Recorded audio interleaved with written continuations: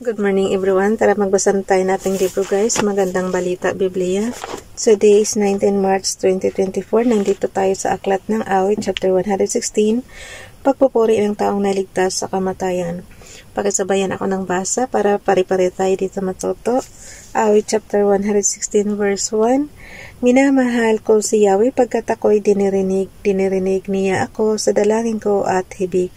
Verse 2, ako'y kanyang dinirinig tuwing ako'y tumatawag. Kaya nga't habang buhay ko'y sa iyo lagi tatawag. Verse 3, noong ako'y mahuhulog sa bingit ng kamatayan, nadarama ko ang tindi ng takot ko sa libingan. Lipos ako ng pangamba at masidhing katakutan. Anong lipos guys? Lipos ako ng pangamba at masidhing katakutan.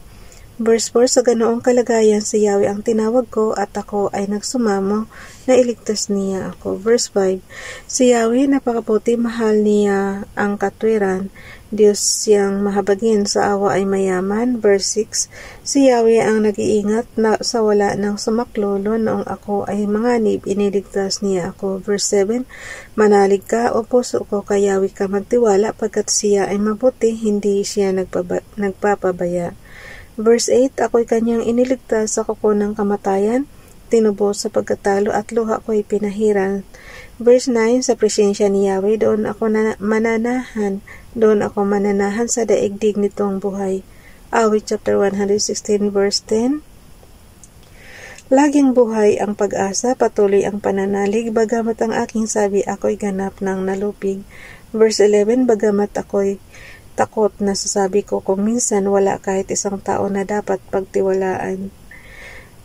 Lalo sa panahon natin ngayon guys, huwag tayo magtiwala sa mga strangers. Lalo pag hindi natin kakilala talaga, huwag magtiwala. Kasi uso talaga ngayon ang scam. Verse 11, bagamat ako'y takot, nasasabi ko kung minsan wala kahit isang tao na dapat pagtiwalaan. Verse 12, kay Yahweh na aking Diyos, anong aking ihahandog sa lahat ng kabutihan na sa akin ay kaloob? Verse 13, ang handog ko sa dambana ay inumin na masarap, bilang aking pagkilala sa ginawang pagliligtas. Verse 14, sa tuwin ang magtitipon ang lahat ng kanyang hirang, ang anumang pangako ko ay doon ko ibibigay. Verse 15, tunay ngang itong si Yahweh malasakit ay malaki, kung ang isang taong tapat kamatayan ay masabat.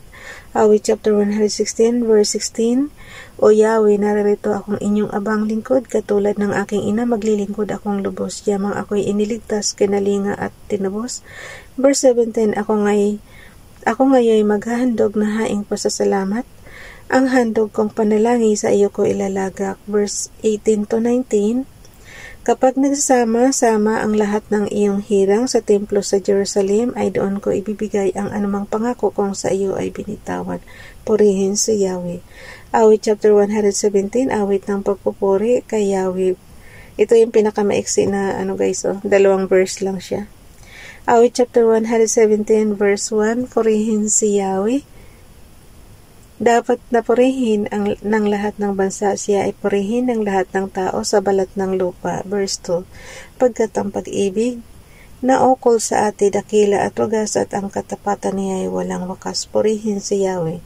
Awit ng pagtatagumpay, awit chapter 118 verse 1. 118 verse 1. Sabi ko sa inyo, 2 verses lang yung 117 eh. Ang bilis. Awit chapter 118 verse 1, purihin si Yahweh sa kanyang kabutihan, pag-ibig na ito na laging tapat kailanman. Verse 2, ang taga-Israel baya ang sabihit kanilang ihiyag, pag-ibig niya ito na laging tapat kailanman.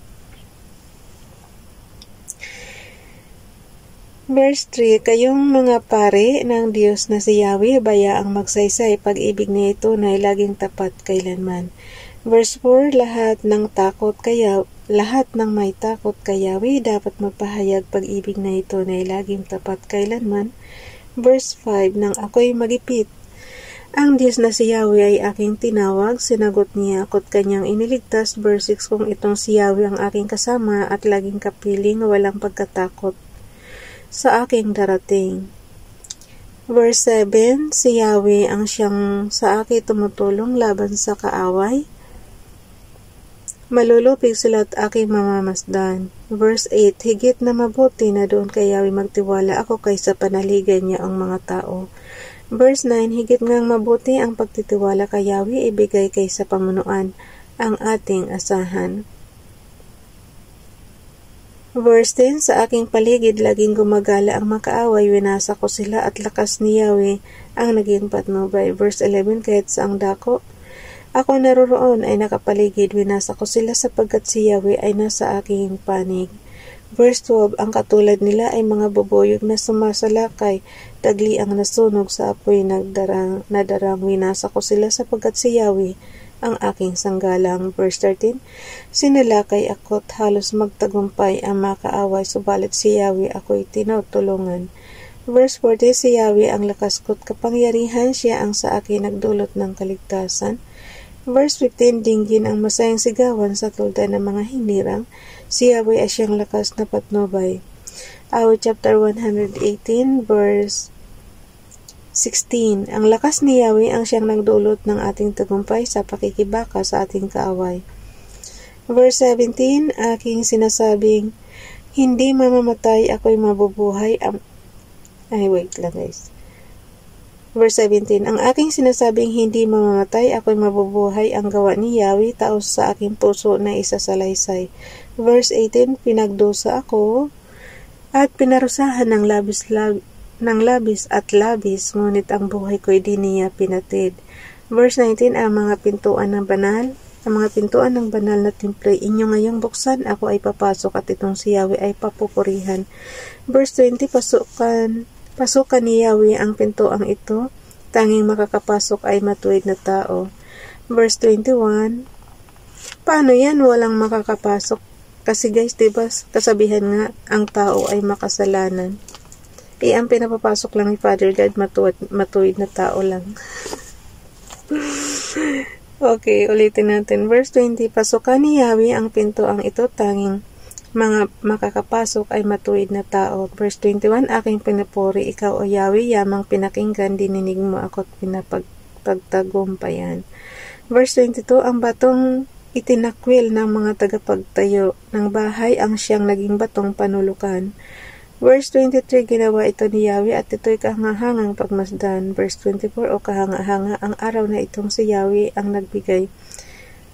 Tayo ay magalak ating ipagdiwang. Okay guys, nandito tayo sa awit chapter 118 verse 25. Kami ay iligtas, tubusin mo, Yahweh, kami ay iligtas.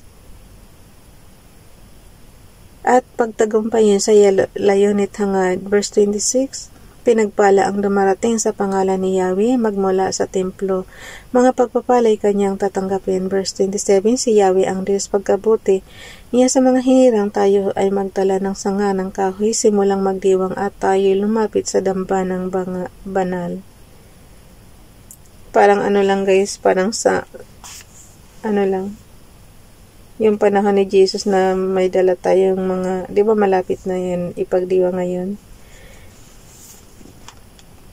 yung palaspas.